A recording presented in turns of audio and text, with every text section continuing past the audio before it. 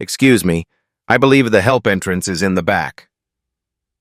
Plaza Hotel, Manhattan.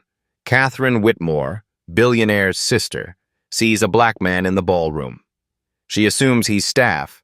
She blocks his path, smiles, points to the service entrance. The man is wearing a suit, a nice suit. But Catherine doesn't notice that. She only sees his skin color. Someone should have told you about the dress code, she adds, louder this time, making sure people hear. 150 guests turn to watch. 8 people start recording. The man responds calmly. I'm Harrison Edwards, Tech Bridge Solutions. I'm on your guest list. Catherine's smile freezes. Harrison Edwards, CEO, $800 million company, self-made billionaire, the man she just called the Help. That night, that exact night, her family's $2.4 billion empire will collapse. FBI will raid her building at 3:42 a.m. before sunrise. This is the story of those 10 hours. November 15th, 6 p.m., Manhattan. The calm before everything changes. Sarah Bennett sits in her Brooklyn apartment staring at her laptop. The document title reads, The Pattern: How Whitmore Capital Silenced Black Entrepreneurs. 45 pages, 6 months of investigation, every fact verified, every source protected, 4 victims interviewed on record, NDA payments documented, email trails preserved, board minutes obtained through channels she'll never reveal. The article has been ready for 2 weeks. Sarah is waiting for the catalyst that transforms investigation into breaking news. Her phone sits beside the laptop. She checks it. Nothing yet. 3 hours ago, her editor called. Sarah, you've been sitting on this for 6 months. When do we publish? Tonight, she said. Catherine Whitmore will be at the Plaza Gala. Harrison Edwards will be there too. Something will happen. Journalism isn't about feelings. Sometimes intuition and evidence point the same direction. Across the city at FBI field office, Special Agent Rachel Morrison reviews a thin file. Whitmore Capital, preliminary investigation. Opened 2 weeks ago after an anonymous tip mentioned offshore irregularities. Potential securities fraud. But tips are abundant. Evidence is scarce. Without public pressure, cases dissolve quietly. Morrison's supervisor asked this morning, Worth pursuing? If it becomes public, yes, Morrison said. We need a catalyst. At SEC headquarters, an analyst reviews a separate file 4 months old. Whitmore Capital on their radar since spring. Offshore subsidiary Meridian Capital. Undisclosed transactions totaling roughly $180 million. But the board stonewalls every inquiry. Without external pressure, SEC moves slowly. The analyst's memo sits in drafts. Recommend formal investigation if public pressure emerges. In Jersey City, Alan Cooper sits at his kitchen table holding a USB drive. Label reads, Whitmore Evidence Full. Buried inside, 2,834 files. Every email sent through Whitmore Capital's servers over 5 years. Every transaction logged. Alan has worked for Whitmore 12 years. IT director. Invisible employee who maintains servers and never causes problems. Loyal, quiet. 3 weeks ago, Catherine Whitmore fired a junior analyst publicly, humiliated him in front of 40 colleagues for a mistake that wasn't his fault. Alan watched it happen. Something inside him broke. He copied the servers that night, encrypted everything, drafted an email to federal authorities and newspapers. The email sits in drafts, waiting.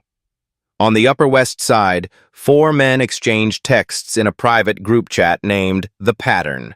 Devin Taylor types, Tonight's the night. If Catherine does to Harrison what she did to us, we go public. All 4 of us. Agreed? Julian Brooks. Agreed. Terrence Hayes. Done waiting. Isaiah Washington. Let's end this. They've coordinated for 2 months. 4 victims. 4 NDAs signed under duress. 4 men who chose silence because speaking seemed impossible. At the Plaza Hotel, guests begin arriving. Champagne. Conversations.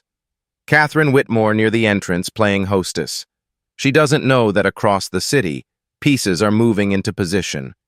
Every element needed to destroy her is ready, just waiting for someone to light the match. Harrison Edwards adjusts his tie in a town car heading toward Plaza. He doesn't want to be here, dislikes these events, but TechBridge Solutions needs visibility. So he goes. Professional. Composed. He checks his phone. 7:28 p.m. 2 minutes until everything changes. 7:30 p.m. Harrison Edwards enters the Plaza Hotel ballroom.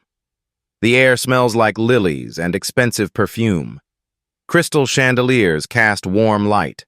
String quartet plays Mozart. 150 guests mingle.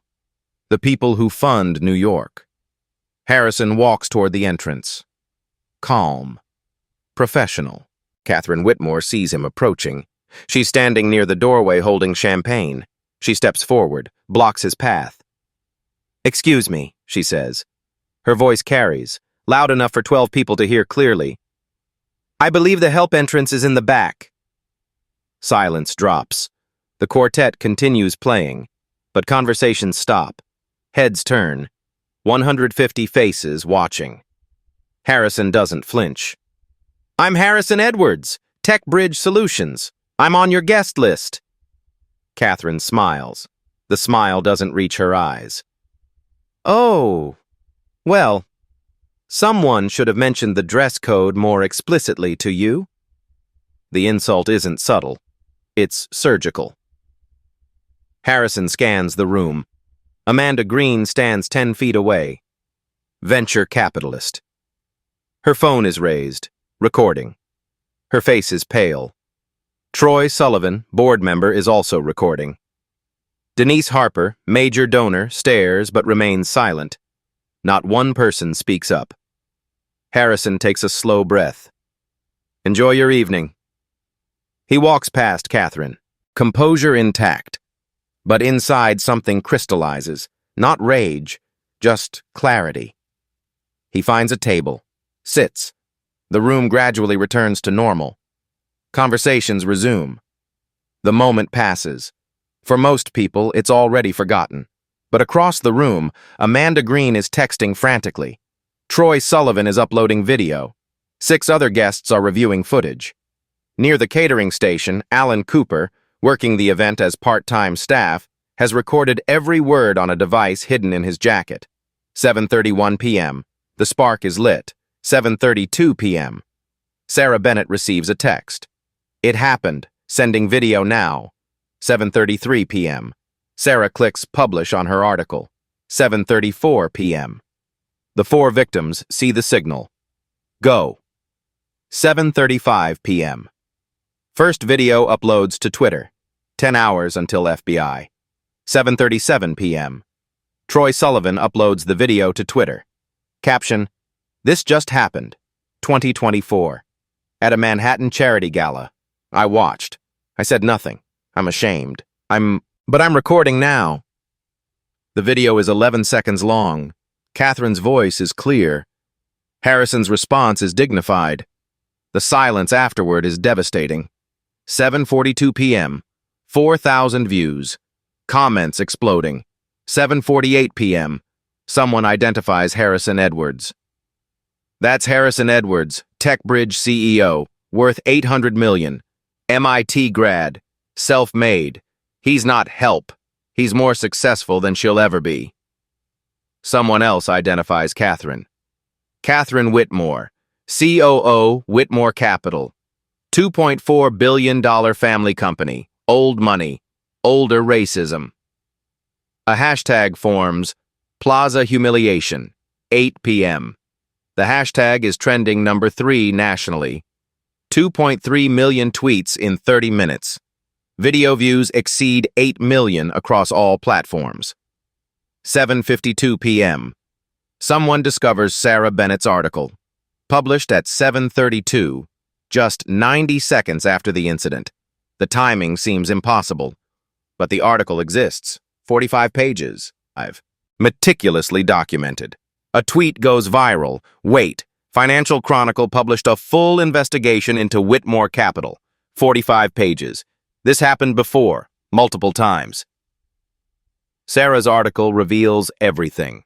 4 previous victims, all black founders or executives, all offered money for silence. $340,000 in 2019, $580,000 in 2021, $1.2 million in 2022, $890,000 in 2023, a pattern spanning 5 years. The article includes evidence, emails between Catherine and Whitmore's general counsel. Subject line, Catherine situation, 3rd instance. The counsel's recommendation, settlement in the $500,000 to $800,000 range. This brings total to 3. 3, not 1, not 2, 3 incidents before tonight. 8:15 p.m. Every major news organization cites the investigation. CNN. Breaking, pattern of discrimination alleged at Whitmore Capital. MSNBC, gala incident not isolated. Documents show. Harrison Edwards sits alone at his table. His phone vibrates constantly. 400 text messages, 150 missed calls, PR team begging for statement, lawyers counseling silence. He ignores everything. 8:15 p.m. Sarah Bennett texts him directly. Harrison, I'm Sarah Bennett from Financial Chronicle. I have 4 other victims ready to stand with you at 9 p.m. tonight. Will you signal your support? 1 tweet. Harrison reads the message 3 times, thinks for 4 minutes, then types, I was there. The video is accurate. To the 4 men Sarah Bennett interviewed, I stand with you. You're not alone anymore. This ends tonight. He posts at 8:27 p.m. The response is instant. 50,000 retweets in 90 seconds. At Whitmore Capital headquarters, crisis response team convenes emergency call. James Whitmore, Catherine's brother and the company's CEO, reads a draft PR statement. Ms. Whitmore regrets any misunderstanding and... He stops reading. This is worthless. There are 8 videos from 8 angles and a 45-page investigation with documentary evidence. What are we denying? Silence on the conference line. Get Catherine on the phone. Immediately. Catherine remains at Plaza in a private room. Her phone shows 89 missed calls from James. She opens Twitter, sees her name trending, sees Plaza humiliation trending above it, sees the video approaching 2 million views. She texts James, I can fix this. His response arrives within seconds. You can't. Come home now. Emergency board call 11 p.m. 8:30 p.m. Harrison's tweet has 400,000 retweets. Sarah's article has been read by 250,000 people. The hashtag has 3 million mentions. This is no longer about one incident at one gala. This is about systemic behavior, about power protecting itself, about victims silenced with money. And at 9 p.m., 4 men are going to break their NDAs, going to tell their stories, together, simultaneously, with receipts. Catherine Whitmore doesn't understand yet that her empire is already gone. The destruction just hasn't reached her yet. 8:30 p.m., 90 minutes since the insult. 6.5 hours until FBI. 8:35 p.m. In the group chat named The Pattern, 4 men prepare to change their lives. Devin Taylor types, Twitter threads ready? Julian Brooks, ready. 18 tweets pre-written. Terrence Hayes, ready. 22 tweets. Isaiah Washington, ready, including the NDA amount. Every dollar. Devin Taylor, 9 p.m. exactly. We post simultaneously. Agreed? 3 responses arrive. Agreed. Agreed. Agreed. They've rehearsed this. Each thread is pre-written, each piece of evidence uploaded and waiting. 2 months of coordination, 2 months building courage. Breaking an NDA isn't trivial. It's legal risk, financial risk, career risk. But staying silent? That's soul risk. 8:50 p.m. Someone at Whitmore Capital screenshots the company's internal Slack channel and posts it publicly. The screenshot shows a conversation from 30 minutes earlier. Catherine to PR team. Make this disappear. Sue everyone who posted that video. Defamation. Immediately. PR lead responds, Catherine, we can't sue 8 million people. Catherine. Then sue Harris and Edwards. $50 million. General counsel. Based on what grounds? The video is authentic. Catherine replies in all caps, I don't care. Make it stop. The leaked screenshot goes viral immediately. Public opinion, already hostile, transforms into something harder. This isn't just about one racist comment. This is about impunity, about power protecting itself. 9 p.m. exactly. 4 Twitter threads post simultaneously. Devin Taylor's thread begins. In 2019, I was 28. I pitched my fintech startup to Whitmore Capital. Catherine Whitmore called my company too urban in front of 12 investors. When I objected privately afterward, I was offered $340,000 to sign an NDA and never speak of it again. I was broke, scared, young. I signed. Tonight, I break that NDA. Here's why. Thread 118. He includes screenshots. The NDA document with Whitmore Capital's signature visible. Bank statements showing the payment in 3 installments. A photograph of himself from 2019, younger, hopeful, not yet broken. Julian Brooks posts simultaneously, 2021. Catherine Whitmore questioned my pedigree during a board meeting. 40 people in that room. 0 defended me. 2 days later, Whitmore's general counsel called. $580,000 plus a gag order. I stayed silent for 2 years while she did this to others. Not anymore. Thread 115. His thread includes email evidence, messages from Whitmore's attorneys, settlement offer language, sworn statements from 2 people who attended that meeting. Terrence Hayes posts 22 tweets. He describes the incident in detail. Catherine laughing at his accent, making a joke about where he learned to speak English, the room going silent, his humiliation, settlement offer 48 hours later, $890,000. You can't buy dignity, he writes. You can only sell it. For 2 years, I convinced myself $890,000 was enough money to move on. But it wasn't. Every time I saw her name in the news, I felt sick, not because of what she did, but because I let her pay me to forget. Tonight, I'm buying my dignity back. Isaiah Washington's thread is most detailed. He includes the complete NDA, every clause, every threat, $1.2 million in exchange for permanent silence. But he also includes text messages he saved, messages between him and other Black founders in 2022, warning them privately. Don't take meetings with Catherine Whitmore, he texted one founder. Trust me. He writes, I stayed silent publicly, but tried to protect others privately. Tonight, I'm done with half measures. $1.2 million. That's what Whitmore paid me in 2022 to stay quiet. I took it. I'm ashamed.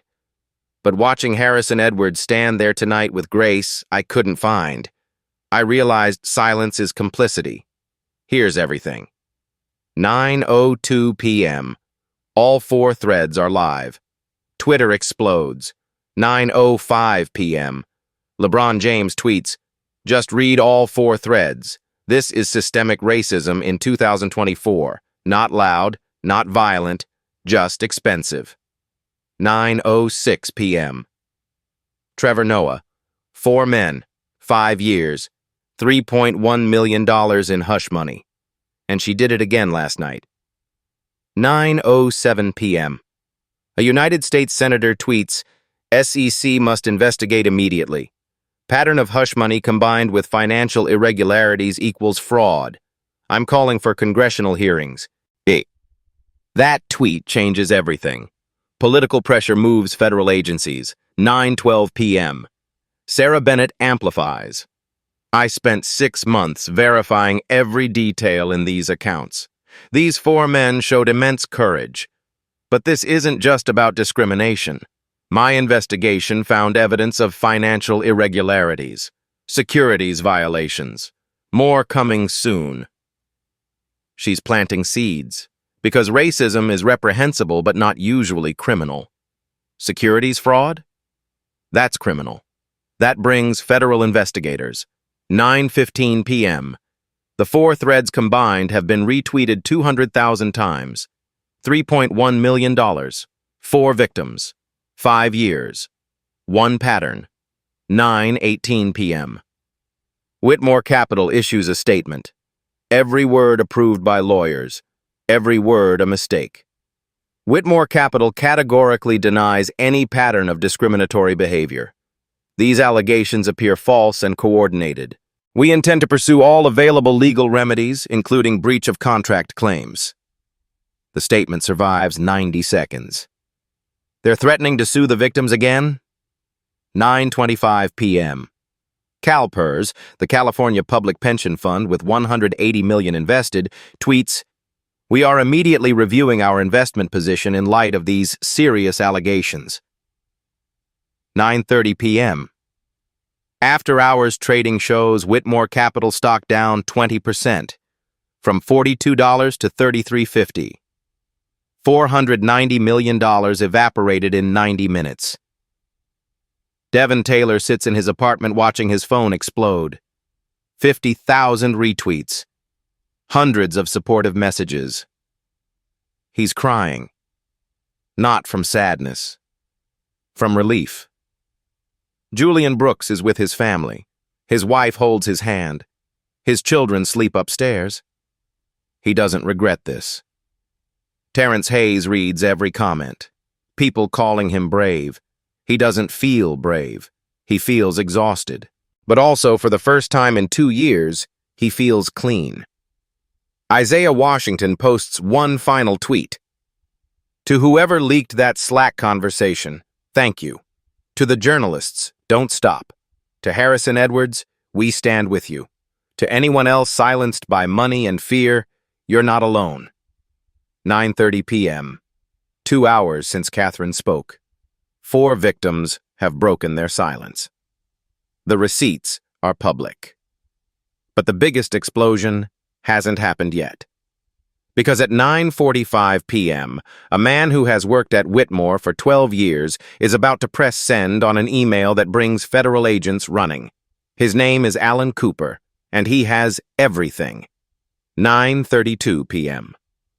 Alan Cooper sits at his kitchen table in Jersey City, staring at his laptop. The USB drive rests beside his coffee mug. He's been watching Twitter for the last hour. Watched the videos multiply. Watched Sarah's article spread. Watched 4 men break their NDAs and reclaim their voices. Watched the courage it required. The freedom that followed. Something inside Alan shifts. He's worked for Whitmore Capital for 12 years. It director. The invisible employee who sees everything and says nothing. Loyal, quiet, reliable. But 3 weeks ago, Catherine Whitmore fired a junior analyst publicly, in front of the entire department, for a mistake that wasn't even his. She humiliated him, destroyed him. The analyst quit the next day.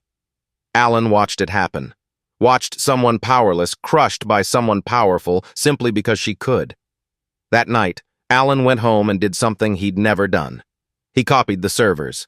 Every file, every email, every transaction from the past 5 years, 2,834 files total. He encrypted them, drafted an email to federal authorities and newspapers, but didn't send it. Scared, knowing that clicking send would end his career, end his financial security. Tonight, watching 4 men choose courage over safety, Alan makes his choice. 9:40 p.m. He opens the draft email, reads it one final time. My name is Alan Cooper. I am the IT director at Whitmore Capital, employed for 12 years. I am providing you with complete server backups containing 2,834 files. These files show 1. Systematic pattern of discrimination and corporate cover-up. 2. Securities fraud via undisclosed related party transactions through offshore subsidiary Meridian Capital. 3. Board of Directors complicity in both. All files are encrypted. Password provided below. I am prepared to testify under oath. I understand the professional consequences. He attaches the encrypted archive. 2.3 gigabytes, 9:45 p.m. His cursor hovers over send. He thinks about his career, his mortgage, his retirement, his reputation. Then he thinks about the junior analyst whose career Catherine destroyed for sport. He clicks send. The email goes to 6 addresses simultaneously. FBI Cybercrime Division, SEC Enforcement Division, New York Times, Wall Street Journal, Washington Post, Sarah Bennett. Alan leans back, exhales slowly. For the first time in 3 weeks, his chest doesn't feel tight. 9:47 p.m. At FBI field office, Agent Rachel Morrison's computer chimes. New email, high priority. Subject, Whitmore Capital, full evidence, whistleblower. She opens it, reads Alan's message, downloads the encrypted file, enters the password, watches as folders populate her screen. Discrimination evidence, financial fraud, board communications, offshore transactions. She clicks one folder, then another. Her eyes widen. She picks up her phone, dials her supervisor. Sir, we just received a complete data dump from Whitmore Capital's IT director, 2,834 files, every email, every transaction, and he's volunteering to testify. How credible. He's been there 12 years. IT director with full server access. Based on what I'm reviewing, this is securities fraud, wire fraud, conspiracy.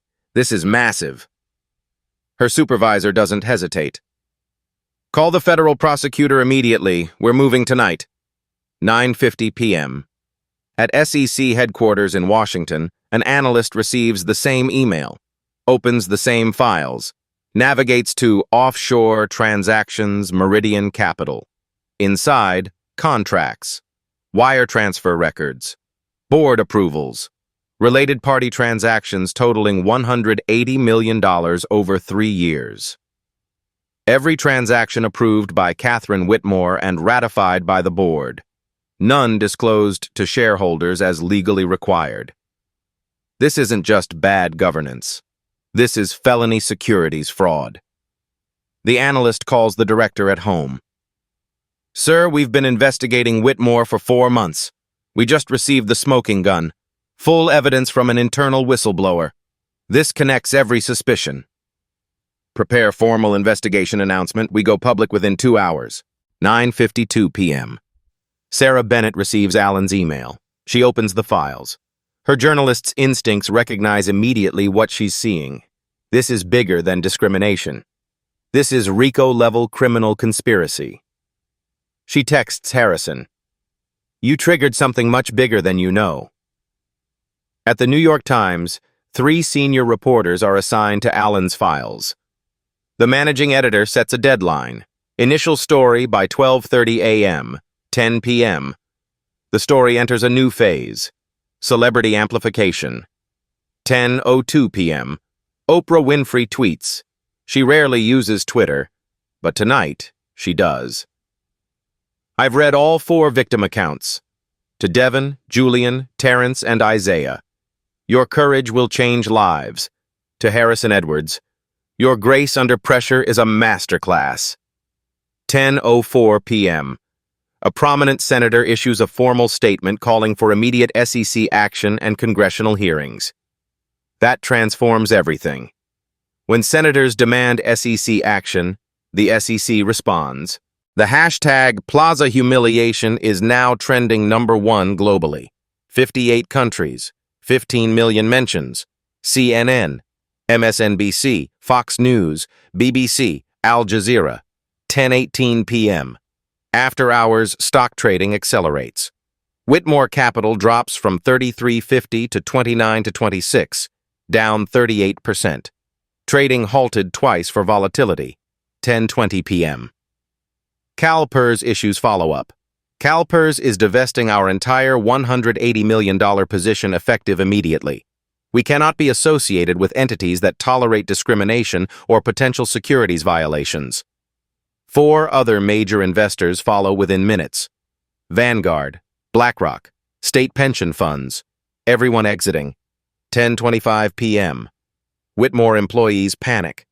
Someone leaks internal Slack. Employee messages. Are we losing our jobs? My stock options are worthless. Where is leadership? 10:28 p.m.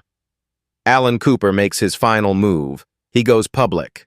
His Twitter account posts, "I'm Alan Cooper, IT director at Whitmore Capital for 12 years. Tonight, I provided comprehensive evidence to FBI, SEC, and press showing systematic discrimination and financial fraud. I'm the whistleblower. I did this because silence is complicity. I'm prepared for consequences. But I'll sleep tonight for the first time in months." The thread continues. Why he stayed silent.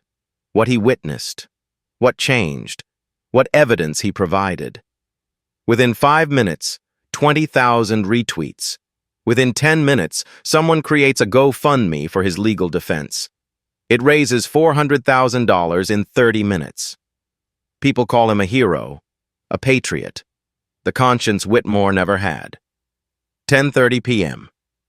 3 hours since Catherine spoke. 4 victims have told their stories. 1 whistleblower provided everything. The stock has lost $900 million, and the night has barely started. Because at 11:15 p.m., Whitmore's board holds an emergency meeting. At midnight, Catherine gets fired by her brother. At 1 a.m., SEC makes their investigation public.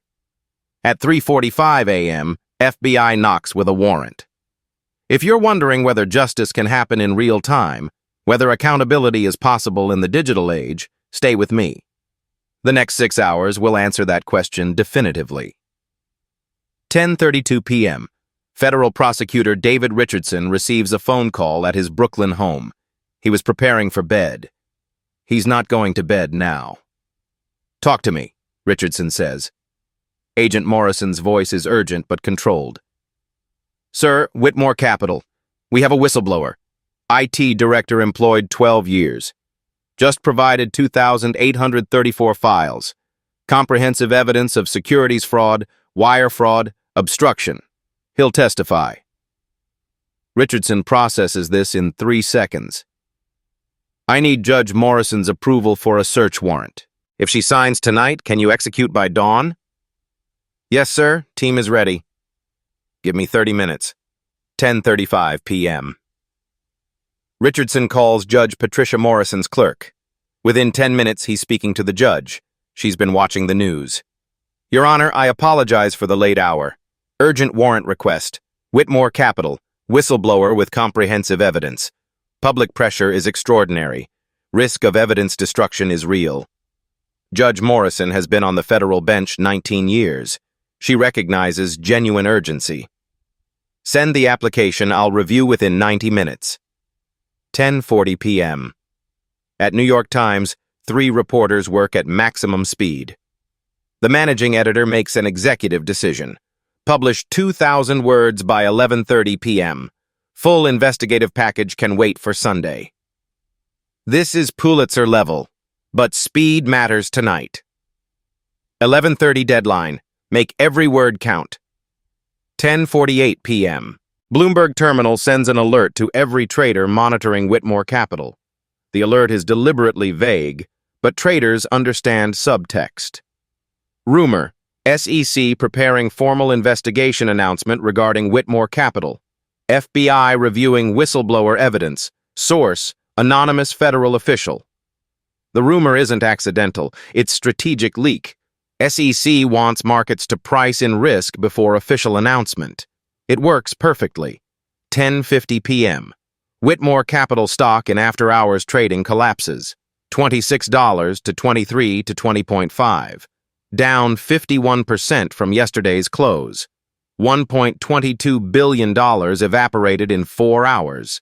10:55 p.m. Moody's credit rating agency issues alert. Placing Whitmore Capital on review for downgrade. Concerns regarding governance failures, reputational damage, and potential legal liability exceeding insurance coverage. Translation: Whitmore's ability to borrow money is questionable. Credit lines might be pulled. Liquidity crisis possible. 11 p.m. Global Tech Ventures, Whitmore's single largest client, issues devastating statement. Effective immediately, Global Tech Ventures is terminating its advisory relationship with Whitmore Capital and withdrawing all assets under management totaling $450 million. $450 million, 19% of Whitmore's total assets, gone. 11:02 p.m. Whitmore Capital's senior leadership convenes emergency all-hands video conference. 500 employees. It's 11 p.m. on Friday night. Nobody wants to be here. James Whitmore speaks. His voice sounds tired. I know tonight has been difficult. Whitmore Capital has been in business for 40 years. We have weathered challenges before. Catherine has been placed on administrative leave pending. Someone unmutes. Administrative leave? She should be fired. She destroyed this company in one night. James tries to respond. I understand emotions are... Another voice interrupts. Our stock options are worthless. When do we get severance packages? The call descends into chaos. Multiple people talking over each other. Anger, fear, panic. James ends the call abruptly. We'll provide updates tomorrow morning. An employee posts in Slack afterward. Will there be a tomorrow? 11:10 p.m. 3 board members resign simultaneously. Their resignation emails leak immediately. Board Member 1. Effective immediately, I resign from Whitmore Capital's board. I was not adequately informed of the extent of these issues. I cannot in good conscience continue. Board members 2 and 3 send nearly identical messages within 10 minutes. 3 of 9 board members, gone. 11:15 p.m. James Whitmore calls his sister. 47 times she's ignored his calls. Finally, she answers. Board meeting in 15 minutes, James says without preamble. Conference call. You need to be on it. I'm not resigning. Catherine. You're supposed to protect me, James. I'm your sister. James's voice turns cold. I protected you for 5 years. I'm done protecting you. He hangs up. 11:28 p.m., the New York Times publishes. The headline is devastating. Whitmore Capital, Discrimination, Hush Money, and Hidden Fraud.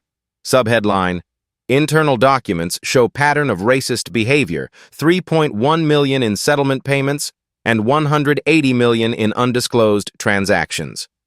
Byline, based on 2,834 files provided by company whistleblower. The article is comprehensive. Timeline of 5 incidents. Detailed accounting of NDA payments. Analysis of offshore subsidiary. Catherine's signature on every questionable transaction. Board awareness and complicity. Quotes from all 4 victims. Alan Cooper on record. 11:30 p.m.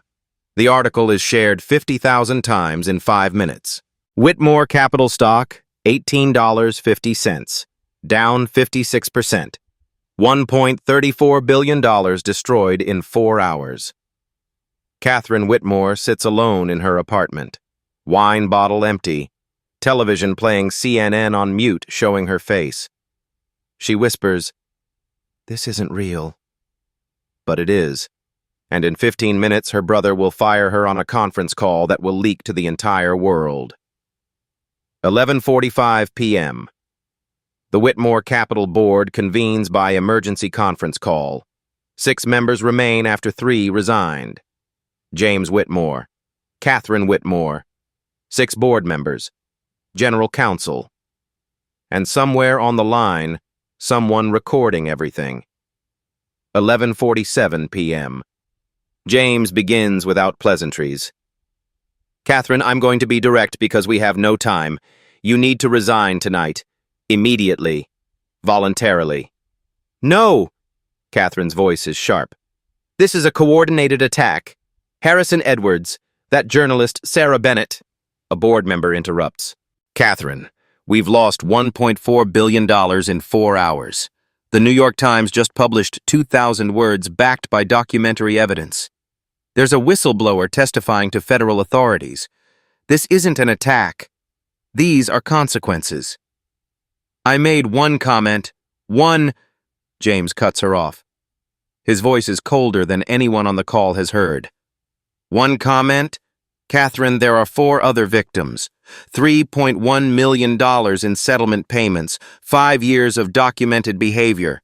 Tonight wasn't the beginning. It was the end. James, I'm your sister. You're also the COO of a publicly traded company facing federal investigation. This board has fiduciary duty to shareholders. I have a duty to this company. Right now, you are a liability we cannot afford. 11:55 p.m. The General Counsel speaks formally. We need to vote on a resolution. Remove Catherine Whitmore as Chief Operating Officer effective immediately. Ban her from all company premises. Full cooperation with all regulatory investigations. The board members vote one by one. Yes, yes, yes, yes, with deep regret. Yes, yes. James votes last. I vote yes. The motion passes unanimously, 7-0. Catherine's voice cracks. You're all voting me out? Every single person? James doesn't hesitate. Catherine, you can resign voluntarily with some dignity, or you can be terminated. Your choice. Dignity? Catherine laughs. It sounds broken. You want to lecture me about dignity? I built this company with you. Everything I did for Whitmore Capital. You humiliated 5 people. You cost us billions. You signed deals with undisclosed conflicts, creating massive securities violations. You did this for yourself, Catherine. Not for Whitmore, not for family, for yourself. 12:02 a.m. The new day. November 16th. Catherine tries once more. Her voice is quieter now, almost pleading. So this is how it ends? My own brother fires me? On a conference call? While millions are watching? The world is watching because you gave them something to watch. Silence. 12 seconds. Every person on the call counts them. Catherine whispers, I'll sue you. All of you. I will burn this place to the ground. James responds, You already did. 12:04 a.m. The call ends.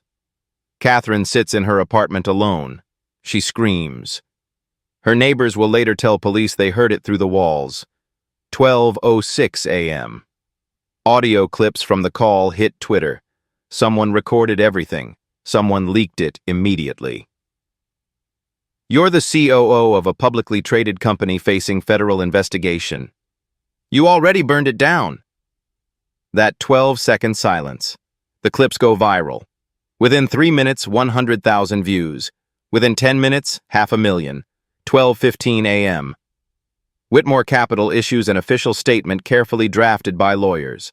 The board of directors has accepted the resignation of Catherine Whitmore as Chief Operating Officer, effective immediately. Ms. Whitmore is no longer affiliated with Whitmore Capital in any capacity. The company is cooperating fully with all regulatory inquiries. Translation visible to everyone. She was fired. We're abandoning her. 12:22 a.m. Catherine's personal attorney issues a counterstatement. Ms. Catherine Whitmore categorically denies all allegations of discrimination or financial impropriety. She is the victim of a coordinated campaign to destroy her reputation. She will vigorously defend herself and is considering all legal options. The public response is immediate and merciless. There are 8 videos. 4 people testified. 2,834 leaked files. The New York Times verified everything. 12:28 a.m. Pre-market trading opens for international exchanges. Whitmore Capital stock, $17. Down 60%. $1.43 billion destroyed. 12:30 a.m. 5 hours since Catherine spoke. She's been fired. Her family abandoned her. The stock collapsed. The empire isn't collapsing anymore. It already collapsed. We're watching the aftermath. 12:30 a.m. Most of New York sleeps. But three machines never stop.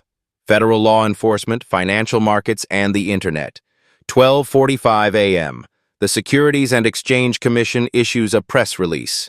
No announcement. No press conference. Just text appearing on their website in the middle of the night. Securities and Exchange Commission press release, 2024-189 SEC, opens formal investigation into Whitmore Capital Group, Washington, D.C. The Securities and Exchange Commission has opened a formal investigation into Whitmore Capital Group, Inc. regarding potential violations of federal securities laws. The investigation will examine undisclosed related party transactions involving offshore subsidiary Meridian Capital, potential material misrepresentations to shareholders, adequacy of internal controls and corporate governance, use of corporate funds for non-disclosure agreements unrelated to legitimate business operations. The Commission is committed to protecting investors and ensuring market integrity.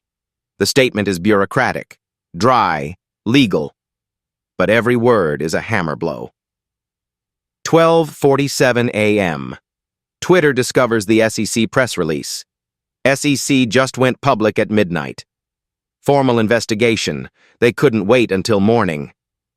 A former SEC enforcement attorney tweets, "Midnight press release is extraordinary. SEC only does this when three conditions exist. Public pressure is overwhelming, evidence is ironclad, and risk of destruction is immediate. All three apply here."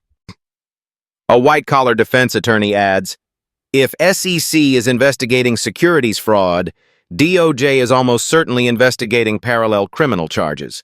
These run simultaneously. Expect federal indictments within 6 months." Stock futures react instantly. Whitmore Capital, $17 to $15.50, down 63% total. 1:05 a.m. Judge Patricia Morrison signs the search warrant. 45 pages detailing probable cause for securities fraud, wire fraud, and obstruction of justice. Evidence cited. Whistleblower testimony, 2,834 files, public statements from victims, expert analysis. Judge Morrison's signature is dated 1:05 a.m. November 16th. Warrant approved. Execute at earliest safe opportunity. 1:08 a.m. Agent Rachel Morrison receives confirmation. She briefs her assembled team. 12 agents, 3 forensic accountants, 2 IT specialists, everyone wearing FBI raid jackets. "We execute at 3:45 a.m., Morrison says. "Standard dawn raid timing. Target is Whitmore Capital headquarters. We're seizing servers, files, computers, all electronic devices. This will be front-page news globally. Every move will be scrutinized. We go by the book. Perfect execution." The team nods. They've conducted hundreds of white-collar raids, but never with this much public attention. 1:15 a.m. At Whitmore Capital, employees who remain are awake, watching their careers dissolve. 14 senior employees resign overnight via email. Their messages are nearly identical. "Effective immediately, I resign my position. Reputational and legal liability concerns make continued employment untenable." 1:40 a.m. LinkedIn becomes a digital exodus. Whitmore Capital employees frantically updating profiles. Former Senior Vice President. Former Director of Investments. Former Portfolio Manager. The word former appears 43 times in 40 minutes. Recruiters circle immediately. "If you worked at Whitmore Capital, DM me. Multiple opportunities available." 1:45 a.m. 2 more board members resign. Board Member 4. "I joined this board in good faith 3 years ago. I was systematically misled about the extent of these problems. I cannot in good conscience continue serving. Board Member 5. Upon advice of legal counsel, I am resigning to limit personal liability exposure. 5 of 9 board members have resigned. 4 remain. All terrified. All lawyering up. 1:50 a.m. James Whitmore sits alone in his office at Whitmore Capital headquarters. 2 a.m. approaching. Still working. Still trying to salvage something that cannot be salvaged. He stares at his computer screen. Stock ticker. Down 63%. Employee count. 340 reduced to 295. Board, 9 members reduced to 4. Client assets. 2.1 billion reduced to 1.6 billion as clients flee. His phone rings. His father's longtime attorney. James, you need personal legal counsel immediately. SEC will want to interview you. FBI probably will too. You're not just CEO anymore. You're a witness. Possibly a target. James hangs up without responding, puts his head in his hands. The company his father built in 1984. 40 years of work. 40 years of reputation. Gone. 2 a.m. Harrison Edwards sits in his Tribeca living room. CNN plays on mute. Chiron reads, Whitmore Capital faces SEC investigation following viral discrimination incident. His phone shows 2,000 unread messages. He hasn't opened any since midnight. He texts Sarah Bennett. Is this what justice feels like? Sarah responds immediately. She's also awake. Justice doesn't feel good. It just feels necessary. Harrison stares at that response. Necessary. Not satisfying, not victorious, just necessary. Like chemotherapy destroying cancer cells, like resetting a broken bone. It hurts, but the alternative is worse. 2 a.m., 7.5 hours since Catherine spoke. 5 board members have resigned. Catherine has been fired by unanimous vote. SEC has opened formal investigation. FBI warrant is signed. In 1 hour and 45 minutes, federal agents will arrive. The night that destroyed a 40-year empire is almost over, but not yet. 2:15 a.m. A major Manhattan law firm files a lawsuit in the United States District Court, Southern District of New York. Case number 24 CV 09831. Caption, California Public Employees Retirement System, et al. v. Whitmore Capital Group, Inc., James Whitmore, Catherine Whitmore. Charges, securities fraud, breach of fiduciary duty, negligent misrepresentation. Damages. Sought, $800 million on behalf of all shareholders. The complaint is 87 pages. It cites the New York Times investigation, the SEC announcement, the whistleblower evidence. A securities litigation expert tweets, Class action filed at 2:15 a.m. means lawyers worked all night. They smell blood. $800 million in damages could bankrupt Whitmore even before criminal charges. 2:45 a.m. Global financial markets open. Tokyo, Hong Kong, Singapore, all trading Whitmore Capital equivalents. The stock drops another 8% internationally. Now down 68% from U.S. yesterday close. 2:50 a.m. The analyst downgrades arrive. Goldman Sachs. Downgrade to sell, price target $8. Whitmore Capital faces existential crisis. Morgan Stanley. Avoid immediately. Reputational damage is terminal. J.P. Morgan. Uninvestable. Recommend complete exit from positions. 2:55 a.m. The institutional investors execute. Vanguard sells entire position. BlackRock reduces exposure by 90%. Fidelity exits completely. State pension funds from Texas and Florida divest. Systematic abandonment across the financial system. 3:05 a.m. Outside Whitmore Capital headquarters, media crews begin arriving. CNN has been staged since 2 a.m. Now NBC arrives. ABC, Fox News, CBS, international crews. Someone tipped them. Standard FBI practice for high-profile raids. Show the public that justice moves swiftly. Cameras point at the dark building. Waiting. 3:10 a.m. Catherine Whitmore sits in her Upper East Side apartment. Lights on. She hasn't slept. Hasn't changed clothes. Her attorney left 90 minutes ago. Nothing more he could accomplish. Her phone is off. She can't look at it anymore. She drinks wine. Watches her building on CNN. Waits. 3:15 a.m. The internet remains awake. Is anyone else watching Whitmore HQ on CNN waiting for FBI? It's 3:15 a.m. and millions of us are watching an empty building. The digital age is surreal. 3:20 a.m. James Whitmore convenes one final emergency board meeting. 4 remaining members. General Counsel. All by conference call.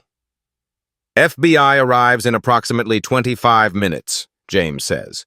We need final decision, full cooperation or legal resistance. General Counsel doesn't hesitate. Full cooperation. Anything else appears like obstruction. We're already facing securities fraud allegations. We cannot afford adding obstruction charges. A board member asks quietly, "What about Catherine?" James's response is ice cold. Catherine is no longer our concern. She's no longer affiliated with this company. She's on her own. 3:25 a.m. The board makes 3 final decisions. Hire crisis management firm immediately. Retain white-collar defense attorneys for all current executives. Prepare bankruptcy contingency plans. James thinks about his father, about legacy, about 40 years evaporating. 3:30 a.m. Final market snapshot. Whitmore Capital stock, $14.50, down 65%. Market capitalization, $2.4 billion reduced to $829 million. $1.57 billion evaporated in 8 hours. 3:40 a.m. The sky begins to lighten at the horizon. Not sunrise, but the first hint. The promise that night eventually ends.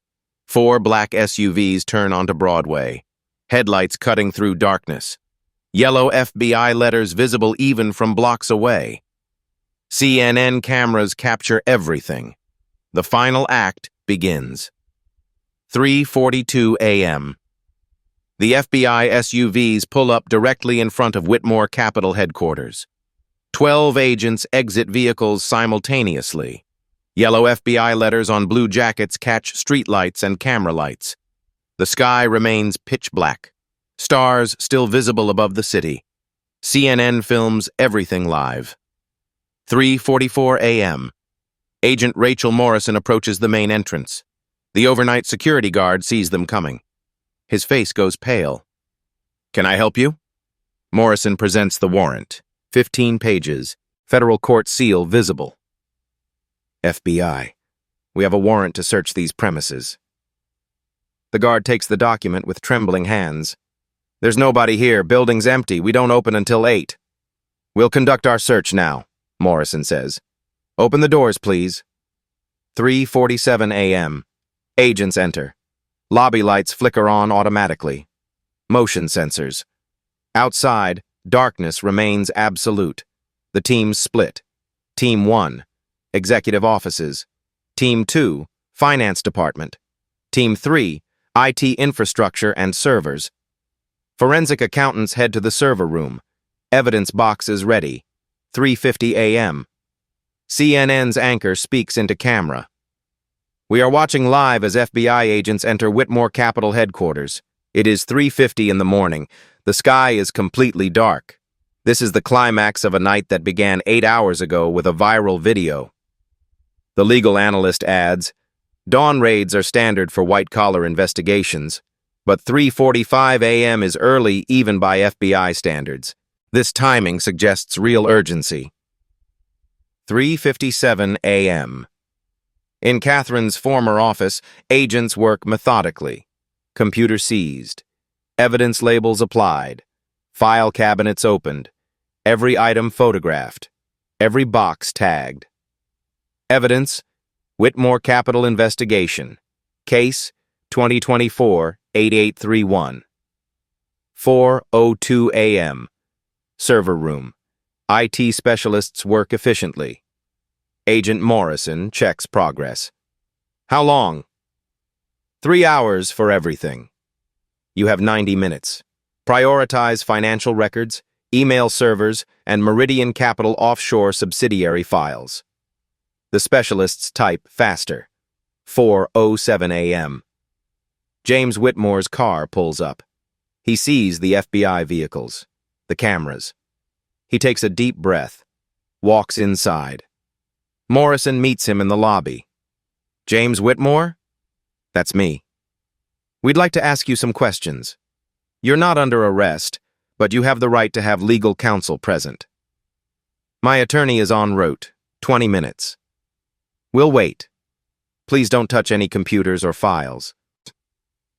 James sits in the lobby, alone, watching federal agents dismantle 40 years of legacy. 18 boxes total carried to vehicles. 4:15 a.m. Pre-market trading. $11.50, down 73%. Bloomberg headline, Whitmore collapses 73% as FBI raids headquarters. 4:30 a.m. Agents finish. 18 boxes loaded. Servers imaged. Evidence secured. Morrison gives James final instructions. Do not destroy any documents. Do not contact Catherine Whitmore. Understood? Understood. The agents leave. James sits in the empty lobby.